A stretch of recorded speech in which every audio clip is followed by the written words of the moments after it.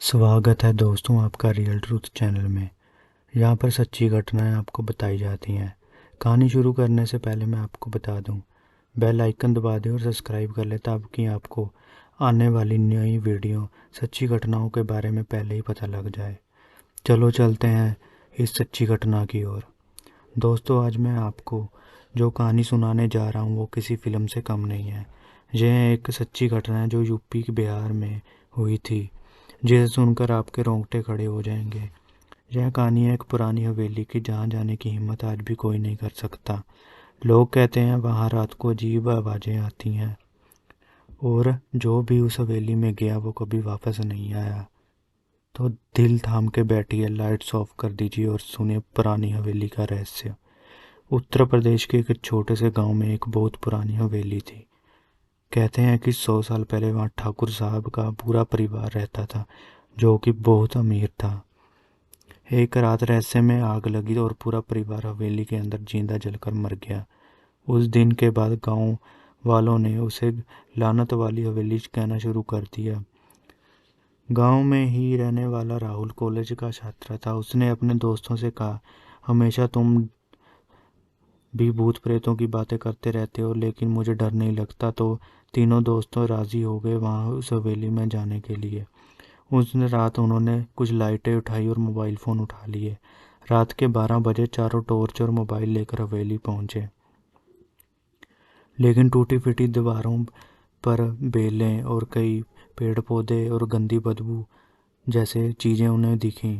जैसे ही उन्होंने दरवाज़ा खोला, अचानक जोर की हवा चली और दरवाज़ा अपने आप बंद हो गया। सब सन्नाटा छा गया, अंदर अंधेरा और तभी ऊपर से कदमों की आवाज़, ठक ठक। राहुल बोला, कौन है वहाँ? कोई जवाब नहीं मिला। सीढ़ियों पर सफ़ेद साड़ी में एक औरत खड़ी थी। सबके रोंगटे खड़े हुए। वो दिखने में उसके बाल बिखरे हुए, चेहरा अधजला धीरे धीरे नीचे उतरने लगी। दोस्तों ने चीखें छोड़ दी, कुछ तो बेहोश हो गए और एक भाग निकला। वह औरत अचानक तेज चीख के साथ उन पर झपटी। हवेली की खिड़कियों के शीशे अपने आप टूट गए।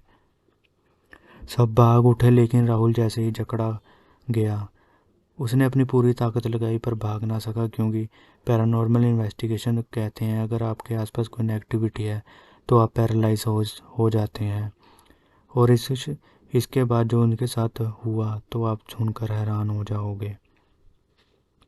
उस रात के बाद से राहुल की हालत बिगड़ने लगी और उसे बहुत तेज बुखार हो गया। वो औरत रोज रात को खिड़की से उसे देखती और जब भी वह सोता उसे मारने की कोशिश करती। इस से यही सीख मिलती है, किसी की सुन लेनी चाहिए और ऐसी बेकार हरकतों से अपना जान को जोखिम नहीं डालना चाहिए।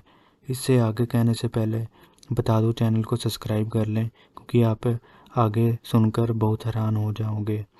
वो औरत जो उसे रोज़ रात को खिड़की से देखती और जब वह सोता उसे उसका गला दबाती।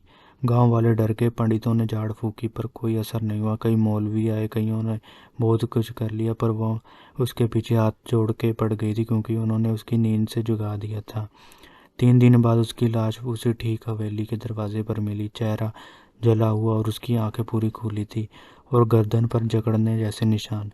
जब गांव वालों ने उसकी लाश जलानी चाहिए तो हवेली से औरत की भयानक हंसी गूंजी, हा हा हा, अब वो मेरा है, अब अगला कौन आएगा। लोग भाग खड़े हुए। आज भी गांव वाले वहाँ कहते हैं अगर आधी रात को हवेली की खिड़कियों में कोई भी झांकता है और उसके साथ आंखों में आंखें डाल लेता है तो वह उन्हें नहीं छोड़ती। और इसके बाद कई वहाँ पर इंसिडेंट हुए जिससे लोगों ने अपनी जान गंवा ली, क्योंकि वो नए आए थे और उन्हें इस हवेली के बारे में पता नहीं था, जिससे वह अपने इशारों पर अंदर बुला लेती और उन्हें वहीं पर मार देती। इस कहानी के अंत से शिक्षा मिलती है, कई बार इन अजीब चीज़ों को हमें नहीं करना चाहिए। और नई कहानी के आने से पहले, जो कि मेरे सब्सक्राइबर ने ही मुझे भेजी है, उससे पहले सब्सक्राइब कर ले ताकि अब रह ना जाए।